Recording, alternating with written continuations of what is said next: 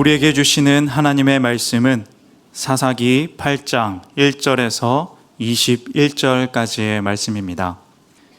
에브라임 사람들이 기드온에게 이르되 내가 미디안과 싸우러 갈 때에 우리를 부르지 아니하였으니 우리를 이같이 대접함은 어찌 됨이냐 하고 그와 크게 다투는지라.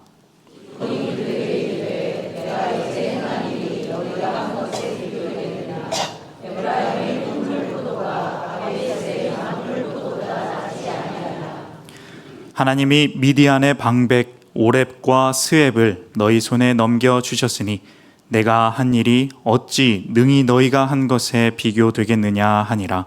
기드온이 이 말을 하매 그때에 그들의 노여움이 풀리니라.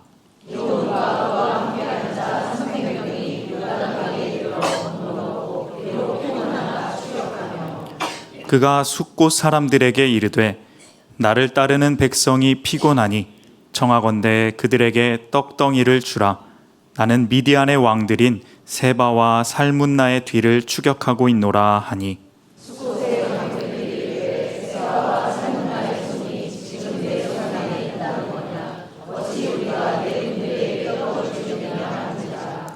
기드온이 이르되 그러면 여호와께서 세바와 살문나를 내 손에 넘겨주신 후에 내가 들가시와 찔레로 너희 살을 찢으리라 하고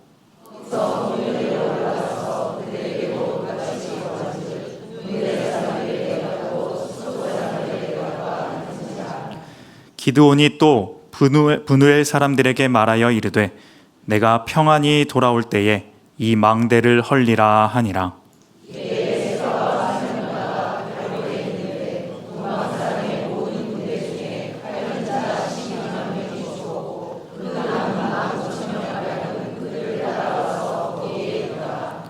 적군이 안심하고 있는 중에 기드온이 노바와 욕부하 동쪽 장막에 거주하는 자의 길로 올라가서 그 적진을 치니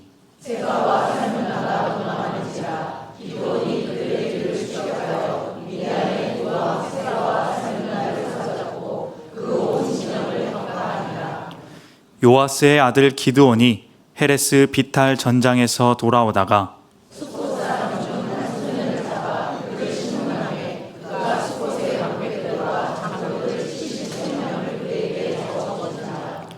기드온이 숫곳 사람들에게 이르러 말하되 너희가 전에 나를 희롱하여 이르기를 세바와 살문나의 손이 지금 내 손 안에 있다는 거냐 어찌 우리가 내 피곤한 사람들에게 떡을 주겠느냐 한 그 세바와 살문나를 보라 하고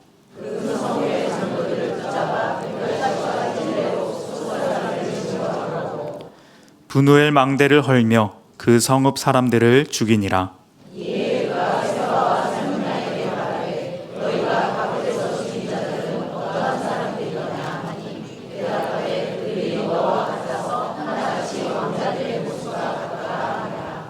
그가 이르되 그들은 내 형제들이며 내 어머니의 아들들이니라. 여호와께서 살아계심을 두고 맹세하노니 너희가 만일 그들을 살렸더라면 나도 너희를 죽이지 아니하였으리라 하고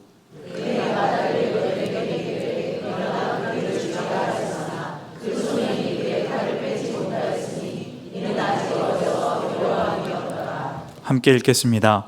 세바와 살문나가 이르되 내가 일어나 우리를 치라. 사람이 어떠하면 그의 힘도 그러하니라 하니 기드온이 일어나 세바와 살문나를 죽이고 그들의 낙타 목에 있던 초승달 장식들을 떼어서 가지니라. 아멘.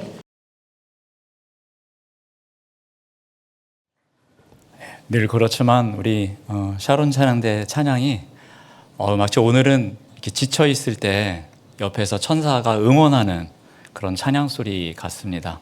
늘 이렇게 노력을 많이 해주셔서 감사합니다. 앞으로도 잘 부탁드립니다. 네. 사사기 7장까지 지난주에 살펴봤습니다. 사사기 7장에 나타난 기드온의 모습은 어떠했습니까?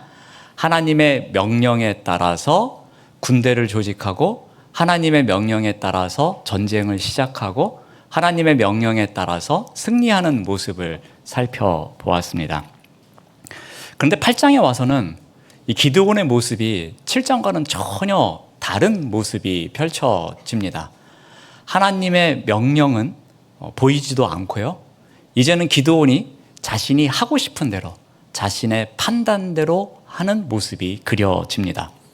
그래서 오늘 우리가 읽은 본문에서 발견한 기드온의 모습은 지난주에 본 기드온의 모습과는 전혀 다른 그런 모습을 보게 됩니다. 한번 그 부분을 여러 가지 에피소드를 통해서 한번 확인해 보겠습니다. 자, 먼저 에브라임 사람들과의 대화에서 나오는 일입니다. 자, 미디안 전쟁이 승리로 끝났습니다. 그런데 문제가 발생합니다. 에브라임 사람들이 다가와서 불만을 제기합니다. 오늘 본문 1절은 이렇게 시작합니다. 에브라임 사람들이 기드온에게 왔습니다. 그런데 내가 미디안과 싸우러 갈 때 왜 우리를 부르지 아니하였느냐? 그렇게 따집니다. 우리를 이같이 대접함은 어찌 됨이냐 하고 그와 크게 다투었다라고 성경은 기록하고 있습니다.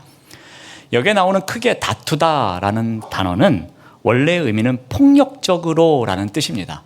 그러니까 좋게 웃으면서 말하는 것이 아니라 막 멱살도 잡고 또 주먹 다짐도 하고 막 그러면서 뭔가 좀 이렇게 왔다 갔다 하는 안 좋은 일이 일어난 것을 이야기합니다. 에브라임 사람들이 이렇게 무력까지 쓰면서 기드온에게 뭐라고 불만을 토로하고 협박하는 이유가 무엇이겠습니까? 학자들은 여러 가지 주장을 하는데 그 중에서 가장 유력한 주장은 이것 같습니다. 전리품 때문입니다. 고대 전쟁은 그 전쟁에서 승리를 하면 전리품을 마음껏 가져갈 수 있었습니다. 근데 에브라임의 몫이 지금 별로 없는 겁니다. 이 전쟁이 다 끝나갈 무렵에 잠깐 개입해서 적의 좀 이렇게 장수 한 두세 명 정도 잡은 것, 그거 이외에는 그렇게 큰 성과가 없는 것처럼 보여집니다. 그러니까 이 에브라임 사람들 입장에서 생각하기에 야, 이 전리품에 대해서 우리에게 돌아오는 몫이 너무 적지 않을까? 야, 이래가지고는 안 되는데? 우리 지파 사람들이 가장 많은 곳인데 이래가지고는 큰일이야. 그런 마음이 들었던 것입니다. 그래서 이들은 자신들의 힘을 과시하면서 어떻게 보면 기드온을 협박 아닌 협박을 하고 있었던 것입니다. 기드온 입장에서는 어떠했겠습니까? 지금 미디안과 전쟁을 치렀습니다. 그리고 그 왕을 잡기 위해서 추격해 가야 하는 상황이었습니다. 그런데 지금 에브라임 사람들하고 논쟁하고 또 혹이라도 감정이 상해서 이들하고 또 전투를 한다든지 그런 안 좋은 일이 생기면 오히려 손해인 상황이었습니다. 그래서 기드온은 저들의 요구가 매우 이기적이긴 했지만 할 수 없이 들어주게 됩니다. 그래서 2절 말씀을 보면은 기드온이 그들에게 이르되 내가 이제 행한 일이 너희가 한 것에 비교가 되겠느냐? 에브라임의 끝물 포도가 아비에셀의 만물 포도보다 훨씬 낫다라고 상대방을 칭찬해 줍니다. 에브라임의 힘에 억눌린 기드온은 할 수 없이 그들의 공적을 세워줍니다. 지금까지 기드온이 한 것보다 그들이 잠깐 한 일, 그 일이 훨씬 훌륭하다는 겁니다. 이것을 위해서 이 포도 열매 비유를 사용합니다. 이 첫물에 얻은 포도 열매, 그리고 끝 무렵에 얻은 포도 열매. 원래 보통 이 처음에 얻은 열매가 훨씬 맛있고 좋다고 합니다. 이 끝자락에 얻은 것은 좀 뜰뜨름하고 또 이 열매도 그렇게 예쁘게 생기지는 않았다고 합니다. 자, 이렇게 이 비유를 통해서 그럼에도 불구하고 이 처음 포도가 마지막 포도보다 더 좋긴 하지만 여러분의 경우에는 예외입니다. 여러분은 끝에 왔을지라도 이 처음에 맺은 우리의 열매보다 더 크고 아름답고 멋집니다 하면서 칭찬해주고 있는 내용입니다. 자, 기드온은 자신의 말에 대한 진실성을 보여주기 위해서 이게 아부성 발언이 아닙니다. 제가 그 근거를 이야기하겠습니다 라면서 3절에서 이렇게 이야기를 합니다. 하나님이 미디안의 방백 오렙과 스엡을 여러분 손에 넘겨주셨습니다. 내가 한 일이 어찌 능히 여러분이 한 것에 비교가 되겠습니까? 그랬더니 기드온이 이 말을 하니까 그때에서야 그들의 노여움이 풀렸다라고 성경은 기록하고 있습니다. 적장을 죽인 것, 이거 엄청나게 큰 공입니다. 그런데 더 중요한 이야기를 합니다. 하나님이 여러분에게 넘겨주셨습니다 라고 합니다.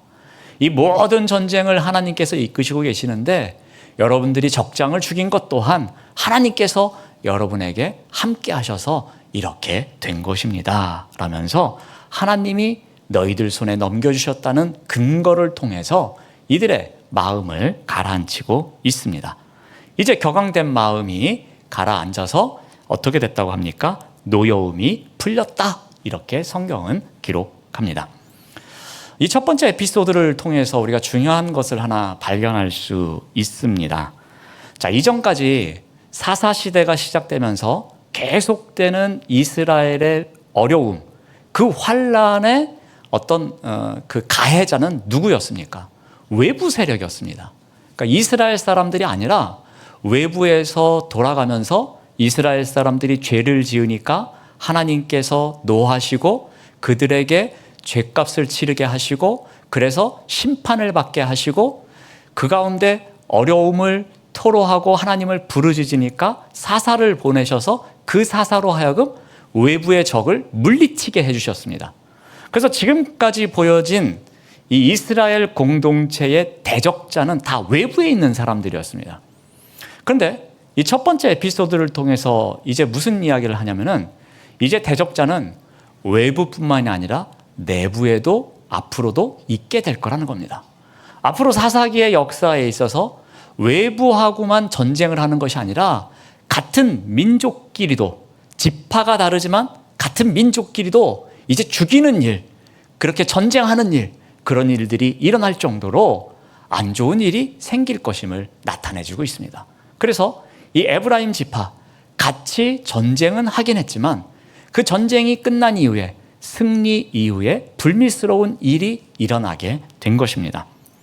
각 지파들이 이제 이전처럼 연합하지 않을 것이며 서로 각자의 이익을 위해서, 그 이익을 챙기기 위해서 더 목소리를 높이는 세상, 그런 세상이 될 것임을 보여주고 있는 내용입니다. 자, 이제 두 번째 에피소드입니다. 이제는 공간적 배경이 달라집니다. 장소는 숫곳이라는 곳입니다.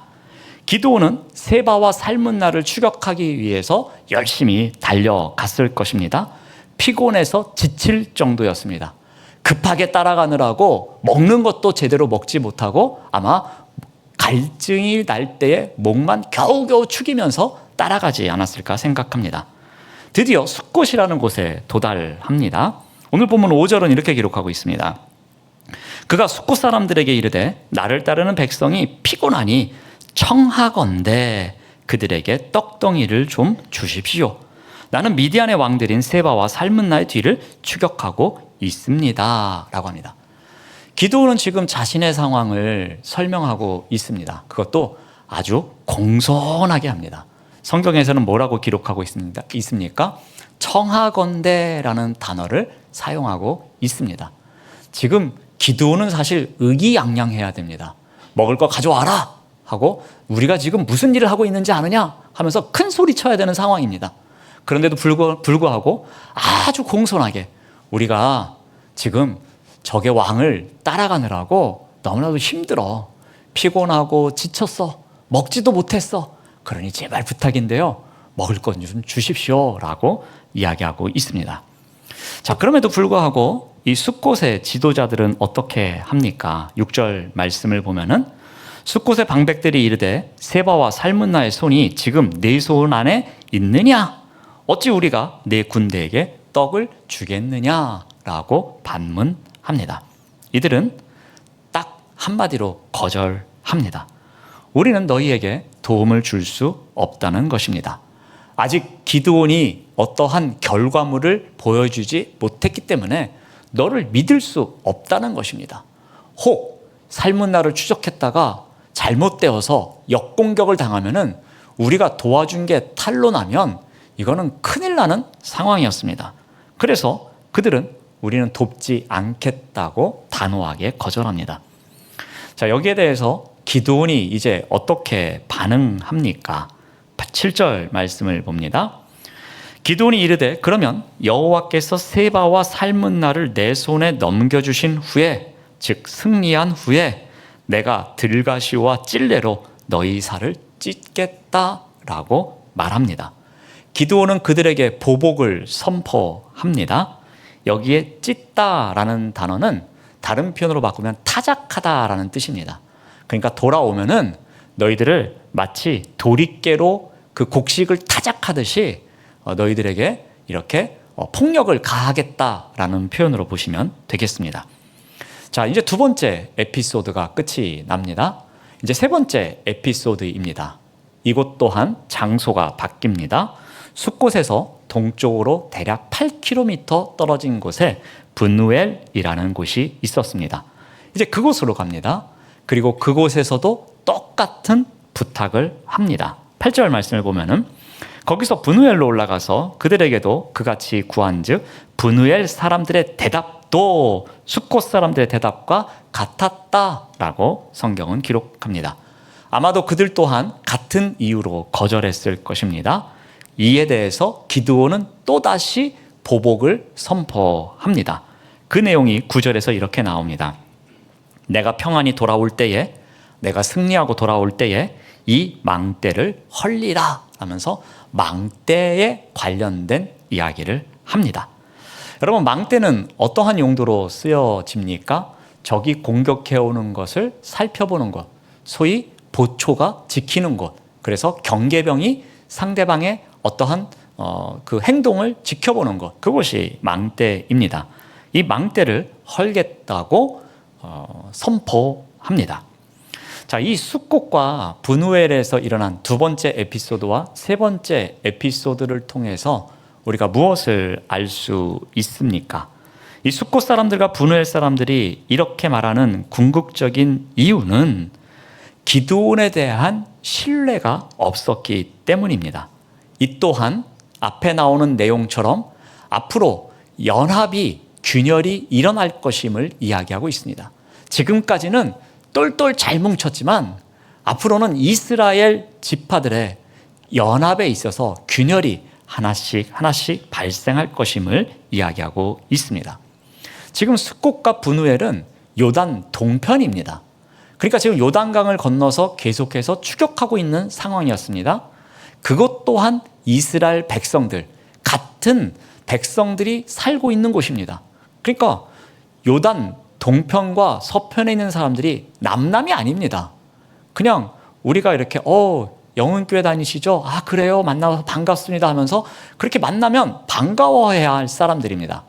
근데 요단강을 기점으로 해서 동편과 서편의 온도 차이가 있음을 보여주고 있습니다. 이제 동편과 서편 사람들이 이전처럼 하나가 아님을 보여주고 있는 내용입니다. 자, 이제 네 번째 에피소드로 갑니다. 네 번째 에피소드는 이제 세바와 살문나를 사로잡는 이야기가 나옵니다. 자, 미디안의 현재 상황에 대해서 기록하고 있는데 10절 말씀을 보면은 그들이 갈골이라는 곳에 있습니다. 그런데 12만 명이 죽었습니다. 그리고 남은 사람이 15,000명 정도입니다. 많은 숫자가 죽었고 매우 적은 숫자가 지금 왕들을 따라서 지금 멀찌감치 지금 퇴각한 상태입니다. 이 갈골이라는 곳은 분우엘이라는 곳에부터 대략 한 130여 킬로미터 간 거리에 있는 곳입니다. 그러니까 이들 입장에서는 이제 어떻게 생각할 수 있겠습니까? 야, 아무리 기드온이 대단하다고 한들 여기까지 따라오겠냐? 설마 여기까지 올까? 하면서 이제 마음에 안심을 하고 편안하게 쉴 수 있는 곳, 그곳이 바로 갈골이었습니다. 기드온은 굶주리고 피곤했습니다. 그리고 동족도 그를 환대하지 않고 박대하는 그런 일을 경험했습니다. 그럼에도 불구하고 그는 갈골까지, 그러니까 분우엘부터 대략 130여 킬로미터를 계속해서 달려서 이 세바와 살문나를 추격해 갔던 것입니다. 자, 11절을 보면은 이 적군의 이 마음이 드러나 있습니다. 적군이 안심하고 있는 중에 기드온이 노바와 욕부하 동쪽 장막에 거주하는 자의 길로 올라가서 그 적진을 쳤다라고 합니다. 지금 세바와 살문나를 비롯한 대략 15,000여 명 정도의 군사들이 어떻게 하고 있습니까? 여기까지는 안 올 거야. 자, 좀 편히 쉬었다가 돌아가자. 그런 마음으로 쉬고 있었습니다. 그런데 또 한 번의 기습이 이어진 것입니다. 처음 공격도 기습 때문에 이들이 당황하여서 이 먼 데까지 도망쳐 왔는데 이 두 번째 공격도 기습이 행해졌던 것입니다. 자, 기드온을 따르는 사람이 대략 300여 명입니다. 300여 명이 15,000명을 상대하는 일, 이 일 또한 결코 쉬운 일이 아닙니다.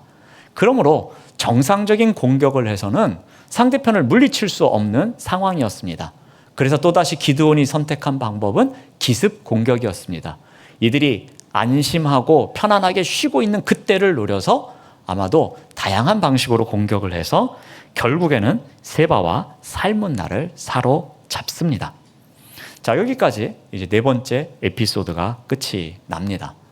자, 이러한 남은 전쟁, 그 전쟁을 끝까지 해서 이제 전쟁에 대해서 마무리를 합니다.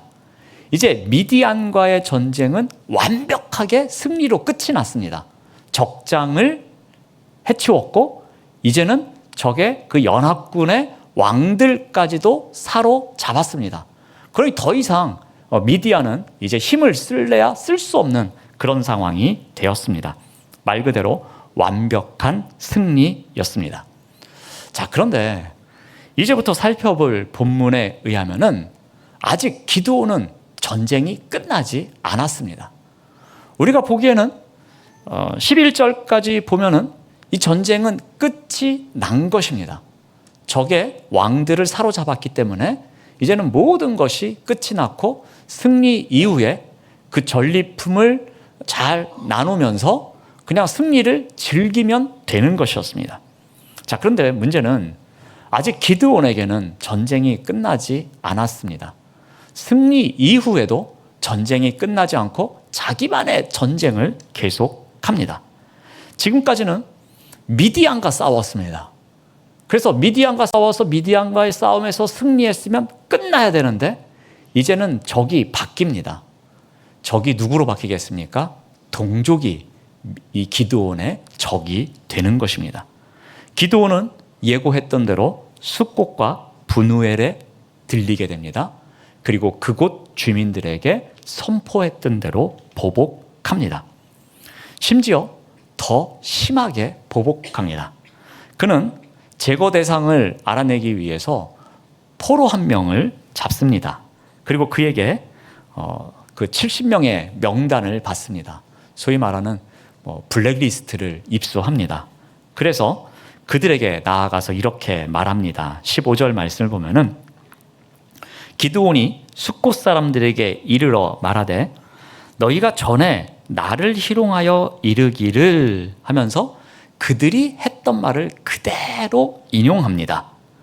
그렇게 말하지 않았느냐?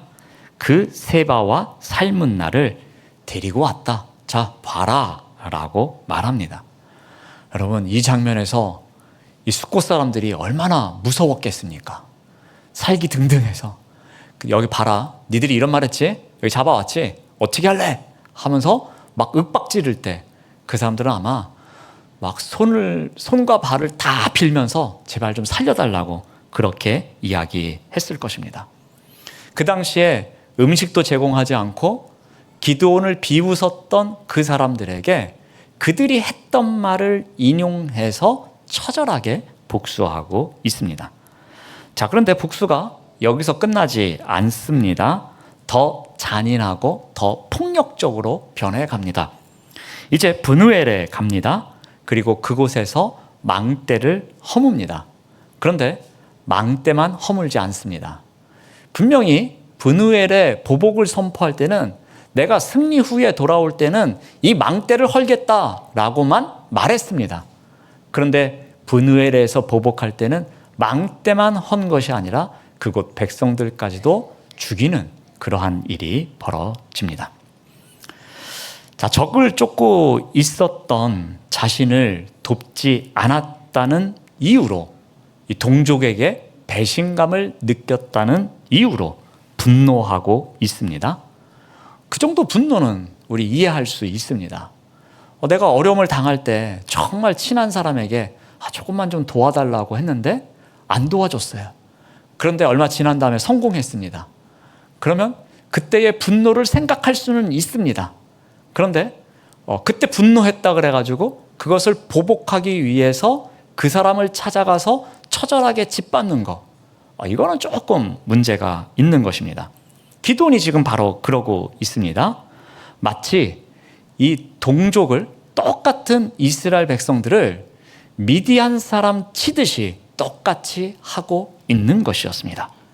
기드온은 지금 남은 전쟁을 하고 있으면서 사사로이 자신의 감정을 개입하고 있는 것입니다. 에브라임 지파에게는 어떻게 했습니까? 그들이 강자이다 보니까 그들에게는 그렇게 심하게 못하고 그들의 요구를 들어줬습니다. 근데 약자인 사람들에게는 어떻게 합니까? 철저하게 짓밟고 있습니다. 마치 그 가나안 지역에 세속의 군주들이 하고 있는 것과 똑같은 일을 하고 있습니다. 왜 이렇게까지 하겠습니까? 그 이유를 그 다음 에피소드에서 소개하고 있습니다. 자, 기드온은 세바와 살문나를 사로잡아서 그들에게 질문을 합니다. 18절 말씀을 보면은, 이에 그가 세바와 살문나에게 말하되 너희가 다볼에서 죽인 자들은 어떠한 사람들이냐? 그랬더니 그들이 대답하기를 그들이 너와 같다, 너랑 비슷하다, 그런 말입니다. 하나같이 왕자들의 모습 같더라 라고 합니다. 자, 그래서 이게 무슨 말인가 해서 의구심이 들 때 19절을 보면은 이러합니다. 그가 이르되 그들은 내 형제들이며 내 어머니의 아들들이다 라고 합니다. 그래서 기드온이 어떻게 말하면은 여호와께서 살아계심을 두고 맹세하노니 너희가 만일 그들을 살렸더라면 나도 너희를 죽이지 아니하겠다라고 말합니다. 자, 여러분, 이 대화를 통해서 무엇을 알 수 있습니까? 기드온이 130km가 넘는 거리를 끝까지 따라가서 결국에는 그 왕들을 붙잡아온 이유가 무엇 때문입니까? 자신의 친인척들을 죽였기에 그에 대해서 보복하기 위해서 끝까지 쫓아간 겁니다. 내가 이 복수는 지구 끝까지 쫓아가서 갚을 거야 하는 것처럼 지금 그가 갈 수 있는 곳까지 따라가서 그들을 잡아온 겁니다. 근데 그 잡아온 명분이 어디에 있습니까? 나랑 똑같이 생긴 사람들, 나랑 비슷하게 생긴 사람들, 내 어머니의 자녀들, 그런 사람들 죽였기에 내가 사적인 감정을 갖고 그 보복을 하기 위해서 끝까지 추격했던 것입니다. 어찌 보면은 기드온은 개인의 복수를 위해서 이 300여 명의 병사들을 이용했던 것이고 그 와중에 동족까지 살해하는 일이 있었고 여호와 앞에서 보복의 명분을 세우는 그런 일까지도 했습니다. 결국 하나님께서 맡겨주신 이스라엘 백성들을 구원해야 하는 사사의 역할에서 벗어나서 자신의 개인적인 감정을 해결하기 위해서, 그 보복을 하기 위해서 그 역할을 감당한 것을 보게 됩니다. 그러니까 여호와의 전쟁이 이 마무리에 와서는 사적인 복수로 끝나는 이야기로 그려지고 있습니다. 바로 이게 8장 앞부분에 나오는 이야기입니다. 서두에 말씀드렸듯이 이 사사기 8장에는 이 기드온의 승리로 기록되고는 있습니다. 하지만 중요한 것은 그곳에서는 하나님이 보이지를 않습니다. 오직 기드온의 주장, 기드온의 생각, 그리고 기드온의 판단만 그려지고 있습니다. 7장에 비춰지고 있는 기드온의 모습과는 전혀 다른 그런 기드온의 모습이 그려지고 있습니다. 인간적인 승리도 보여지고 있지만 인간적인 결함도 보여주고 있습니다. 승리 이후의 기드온은 하나님의 명령에 이끌려 행동하는 모습이 아니라 개인적인 판단에 따라서 행동하는 모습을 보여주고 있는 것입니다. 기드온은 더군다나 이 세바와 살문나를 사로잡기 위해서 움직이는 과정에서 그의 판단력이 매우 흔들리게 된 것을 보게 됩니다. 에브라임 사람들과는 외교적인 수단으로 잘 해결했으면서 숙곳과 분우엘 사람들, 자신을 제대로 자신과 군사들에게 제대로 음식을 제공하지 않았다는 이유만으로 그들에게 너무나도 심한 보복을 하게 됩니다. 그의 행동은 하나님의 명령에 따라서 움직인 것이 아니었습니다. 스스로 판단해서 스스로 결정하고 스스로 행동한 것이었습니다. 하나님께서 돌아가는 길에 그 민족에게, 그 이스라엘 지파 다른 사람들에게 그렇게 보복하라고 명령했겠습니까? 그런 명령은 없었습니다.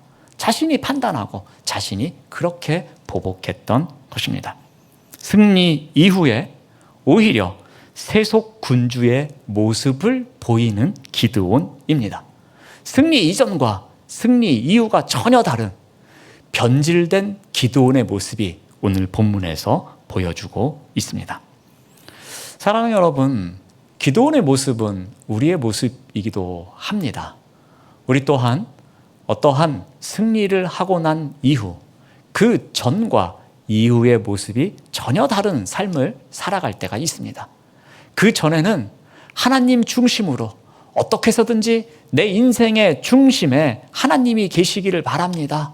제가 하나님의 명령에 따라서, 하나님의 인도하심에 따라서 하나님께서 조명해 주시는 그 길만을 따라가겠습니다. 그러니 하나님께서 인도하시는 가운데 저의 이 삶의 여정에서 승리하는 삶을 살아가게 해주십시오. 그렇게 간절히 간구하는 삶을 살아가다가도 막상 승리하고 난 이후에 우리의 모습은 그전과는 다른 변질된 모습을 가질 때가 많이 있다는 것입니다. 그러므로 어떻게 해야 하겠습니까? 어떠한 상황 가운데에서도 하나님의 인도하심이 늘 우리의 중심에 있어야 함을 우리가 꼭 기억해야 할 것입니다. 하나님의 인도하심이 우리의 삶을 이끌어 가실 수 있도록 늘 겸손한 마음으로 순응하는 훈련을 우리가 해야 할 것입니다. 특별히 어떠한 승리 이후에도 교만이 나를 지배하지 않도록, 어떠한 과정을 끝내고 나서 내가 이 정도 이제 훌륭해졌구나, 내가 이 정도의 자리에 올라왔구나, 내가 이만큼 남들이 부러워하는 사람이 되었구나, 그러한 순간일지라도 늘 하나님이 제 인생의 주인이 되셔야 합니다. 하나님, 제가 그 마음이 변질되지 않도록, 제가 그러한 상황이 생기더라도 교만해지지 않도록 늘 겸손한 자리에서 무릎 꿇는 그리스도인으로 살아가게 해주십소라는 기도가 우리에게 끊이지 않아야 할 것입니다. 어떠한 상황 가운데서도 겸손히 우리의 삶의 중심에 놓이는 그러한 삶을 살아가시는 우리 모두가 되시기를 바랍니다. 기도하겠습니다. 하나님 감사합니다. 어떤 상황 가운데서도 하나님이 우리 삶의 중심에 자리할 수 있도록 인도하여 주시옵소서. 승리 이후에도 더욱 겸손한 마음으로 하나님의 인도하심에 기쁨으로 순응하며 살아가도록 인도하여 주시옵소서. 예수님의 이름으로 기도드립니다. 아멘.